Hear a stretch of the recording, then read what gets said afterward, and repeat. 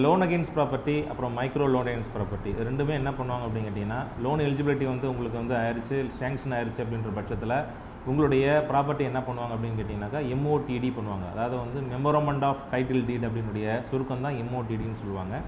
So இந்த எம்ஓடிடியை வந்து எதுக்காக பண்ணுறாங்க அப்படின்னு கேட்டிங்கன்னா, நீங்கள் அந்த லோன் அமௌண்ட்டை வந்து கட்டி முடிக்கிற வரைக்கும் வந்து அந்த லோன் அமௌண்ட்டுக்கு உண்டான அசல் வட்டி எல்லாமே வந்து கட்டி முடிக்கிற வரைக்கும் இந்த சொத்து வந்து அந்த கம்பெனி பேரில் வந்து என்ன ஆயிருக்கும் அப்படின்னு கேட்டிங்கனாக்கா வந்து எம்ஓடி வந்து ஆயிருக்கும்.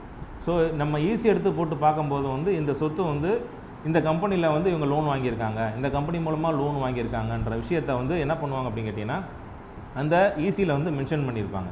ஸோ அப்படி இருக்கிற பட்சத்தில் நம்ம இந்த சொத்தை என்ன பண்ண முடியாது அப்படின்னா, லோன் முடிகிற வரைக்கும் வந்து வேறு யாருக்கு என்ன பண்ண முடியாது, விற்கவோ வாங்கவோ வந்து முடியாது. ஸோ அந்த காரணத்துக்காக தான் இந்த எம்ஓடியை வந்து பண்ணுறாங்க. பிணைப்பின் அடிப்படையில் தான் வந்து என்ன பண்ணுறாங்க கேட்டிங்கன்னா இந்த லோன் அகெயின்ஸ்ட் ப்ராப்பர்ட்டியை கொடுக்குறாங்க. அதனால தான் இது வந்து சொத்தின் மீது அடமான கடன் அப்படின்றத சொல்கிறாங்க. சரிங்களா?